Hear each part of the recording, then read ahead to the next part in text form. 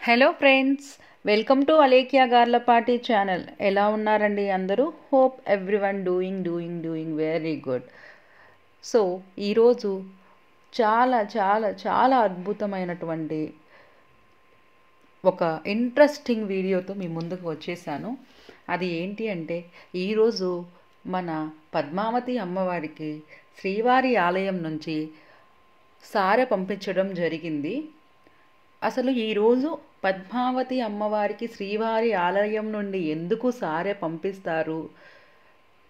కార్తీక మాసంలో వచ్చేటటువంటి పంచమి అనగా కార్తీక పంచమి రోజున పద్మావతి అమ్మవారికి సారె పంపించడం వెనుక ఉన్నటువంటి విశేషాలన్నిటి గురించి మనము ఈ వీడియోలో క్లియర్ కట్గా తెలుసుకుందాము. ఈరోజు కొండపై నుంచి పద్మావతి అమ్మవారికి చీర, సారెలు, పసుపు, కుంకుమలు అన్నిటినీ అందించారు. తిరుచునావూరులో కొలువై ఉన్న శ్రీ పద్మావతీ దేవికి ప్రతి ఏడు జరిగే వేడుకే ఈ సారెని అందించే వేడుక. ప్రతి ఏడు కార్తీక మాసములో పంచమి రోజున ఈ సారెను అమ్మవారికి అందిస్తారు తిరుమల దేవస్థానం వారు. ఈ సారెను తిరుచనావూరు మాడవీధులలో ఊరేగింపు నిర్వహించి అమ్మవారికి అందించడము జరుగుతుంది. శ్రీ పద్మావతి అమ్మవారి పంచమీ తీర్థము సందర్భముగా ఈరోజు ఉదయం 4:30 నుండి ఆలయ మాడవీధులలో సారె ఊరేగింపును నిర్వహించారు. అమ్మవారి సారెను భక్తులు దర్శించుకోవటం కూడా జరిగింది. అలాగే తిరుచునారు పద్మావతి అమ్మవారి బ్రహ్మోత్సవాలలో నేడు చివరి ఘట్టము. ఈ చివరి ఘట్టమైన పంచమీ తీర్థ మహోత్సవము కావడముతో పద్మ సరోవరములో ఇవాళ చక్రస్నాన మహోత్సవాన్ని నిర్వహించారు. ఈ వేడుక కోసం టీటీడీ భారీ ఏర్పాట్లు కూడా నిర్వహించారు. అమ్మవారి సారె ఊరేగింపు తర్వాత శ్రీవారి పుష్పయాగము శుభముహూర్తం సమయం దగ్గర పడింది. శ్రీవారి ఆలయములో రేపు పుష్పయాగానికి అన్ని ఏర్పాట్లు కూడా జరిగాయి. ఈ పుష్పయాగం కన్నుల పండుగగా జరుగుతుంది. ఎక్కడెక్కడో విరబూసిన రకరకాల పూలతో పాటు విదేశాల నుంచి కూడా శ్రీవారి పుష్పయాగం కోసం పూలు తరలి వస్తాయి. ఎన్ని వేల రకాల పూల జాతులు ఈ యాగంలో స్వామివారిలో సేవకు అందుబాటులో ఉంటాయో లెక్క అనేది ఉండదు. ఈ రోజంతా స్వామివారి ఆవరణ సువాసనతో నిండిపోతుందని నిర్వాహకులు కూడా తెలుపుతుంటారు. సో ఈరోజు ఇలాగ అమ్మవారికి సారె పంపించారు కదా. సో ఇలా పంపించడం వెనుక దాగి ఉన్న కథను కూడా మనం తెలుసుకుందాము. ఏ పని చేసినా పూర్తిగా చేస్తే దానికి ఒక అర్థము పరమార్థము ఉంటుంది. అలానే మనము ఏ పూజ చేసినా ఏ వ్రతం చేసినా దాని వెనుక దాగున్నటువంటి పురాణ కథను కూడా మనం తెలుసుకుంటే చాలా పరిపక్వత చెందడం అనేది జరుగుతుంది. మన మనస్సు శుద్ధిగా ఉంటుంది, మన ఆలోచనలు శుద్ధిగా ఉంటాయి, దైవభక్తి కూడా చాలా చాలా మెరుగుపడుతుంది. అందువలన నేను ఈ వీడియోలో మీకు చేయడము జరుగుతుంది. సో నా వీడియోలని మీరందరూ తప్పకుండా చూస్తారని, ఇంకా నన్ను ఆశీర్వదిస్తారని మనస్ఫూర్తిగా కోరుకుంటున్నాను. ఇప్పుడు ఇలా చేయడం వెనుక కూడా ఒక కథ ఉంది. ఆ కథ ఏంటో కూడా మనం చూసేద్దాం ఫ్రెండ్స్. కలియుగ దైవము శ్రీనివాసుని హృదయేశ్వరి శ్రీ పద్మావతి అమ్మవారు తిరుచునారులో కొలువై భక్తుల పాలిట కొంగు బంగారముగా విరజిల్లుతుంది.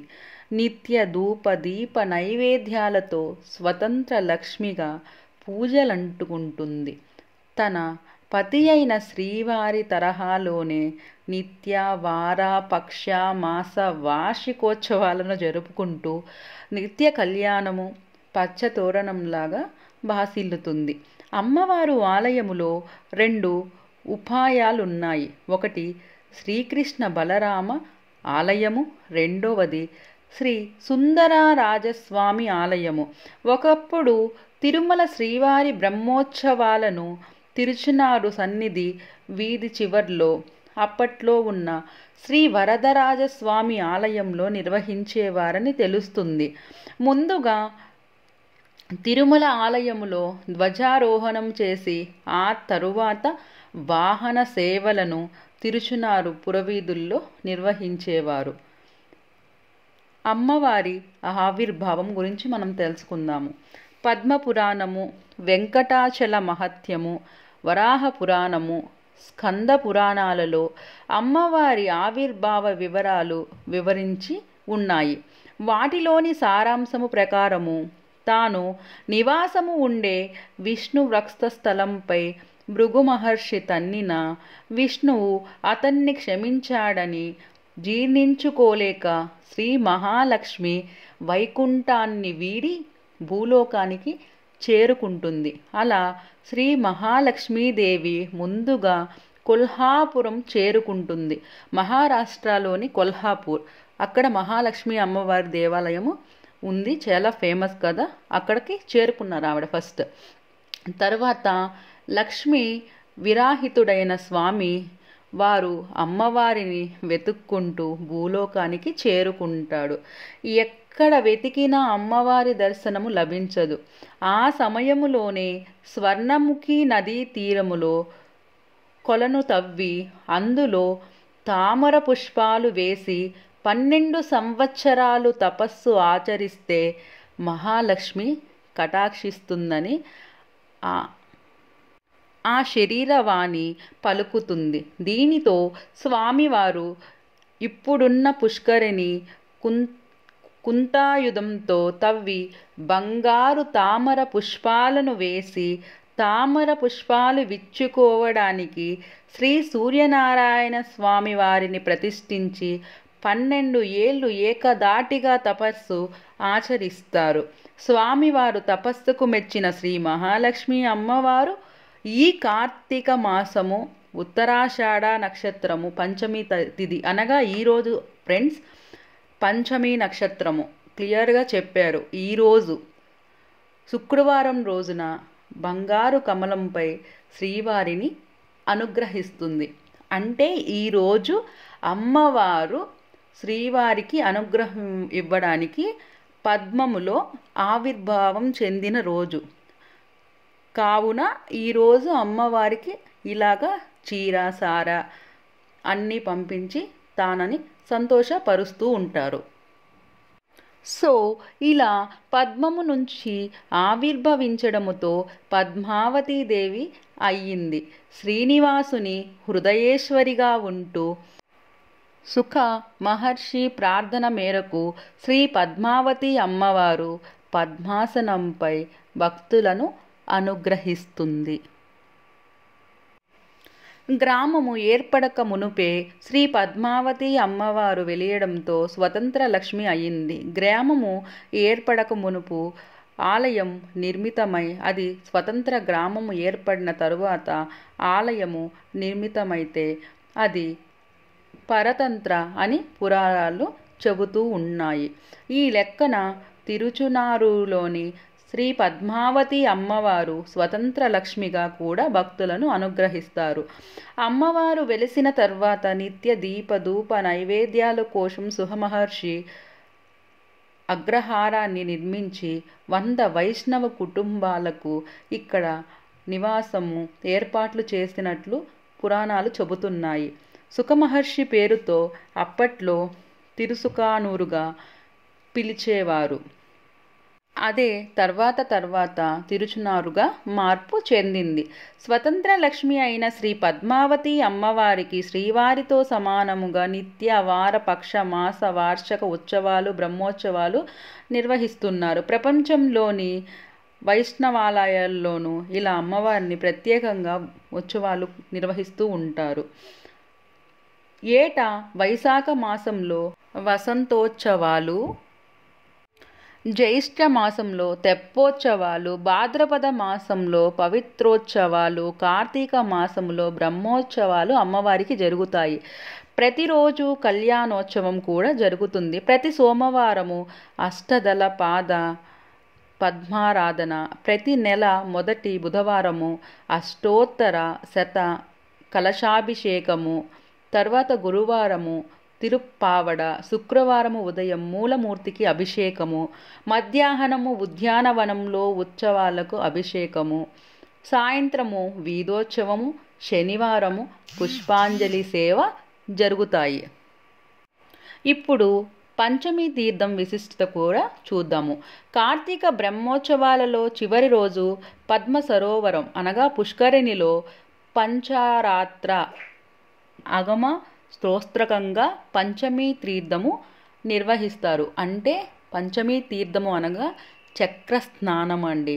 పంచమీ తీర్థము రోజున పుష్కరిణిలో నిర్వహించే చక్ర స్నానం ఆచరించేందుకు లక్షల మంది భక్తులు తరలి వస్తారు. చక్ర స్నానం ఆచరిస్తే సకల పాపాలు తొలగి శుభాలు కలుగుతాయని భక్తుల విశ్వాసము. తన పట్టపురాణి పద్మావతి అమ్మవారికి నిర్వహించే చక్రస్థానానికి తిరుమల నుంచి ముత్తైదువుల సారెను శ్రీవారు పంపించడం ఆనవాయితీగా వస్తుంది. చూశారు కదా ఫ్రెండ్స్, ఎంతో అద్భుతంగా ఉంది ఈ కథ. వినే కొద్దీ వినాలి అనిపిస్తుంది. సింపుల్ అండి, ఏం లేదు. అమ్మవారు ఈరోజు ఆవిర్భవించారు కనుక ఈరోజు అమ్మవారిని సంతృప్తి పరచడానికి శ్రీవారి ఆలయం నుండి చీరె సారె అన్నిటినీ ముత్తైదువులు తీసుకువెళ్ళి బ్రాహ్మణుల ద్వారా అమ్మవారికి సమర్పించడం జరుగుతుంది. అయితే ఈరోజు ఈ పద్మావతి అమ్మవారి కథను విని అమ్మవారి స్తోత్రం చదువుకుంటే చాలా మంచిది. ఈ పద్మావతి అమ్మవారి స్తోత్రమును నేను ఇక్కడ రాస్తున్నాను. అందరూ తప్పకుండా చదువుకోండి. డిస్క్రిప్షన్లో కూడా యాడ్ చేస్తాను. ఒకవేళ ఇక్కడ చదవడం అవ్వకపోతే అక్కడ చూసుకోండి.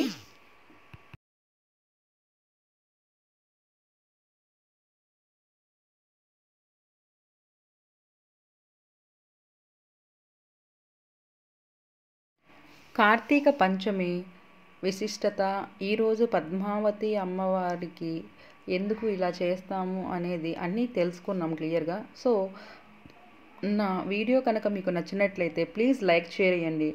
ఇన్ఫర్మేషన్ నచ్చినట్లయితే వేరే వారికి షేర్ చేయండి, యూస్ఫుల్ అవుతుంది. అలానే నా ఛానల్ని ఎవరైనా మొదటిసారి చూస్తున్నట్లయితే ప్లీజ్ తప్పకుండా సబ్స్క్రైబ్ చేసుకొని బెల్ సింబల్ని ప్రెస్ చేయండి. బెల్లో ఆల్ ప్రెస్ చేయండి. నేను చేసే ప్రతి ఒక్క వీడియో మీకు నోటిఫికేషన్ ద్వారా రావడం జరుగుతుంది. అందరికీ ధన్యవాదములు. ఇంకొక మంచి వీడియోతో మీ ముందుకు వచ్చేస్తాను. శుభం భూయాత్.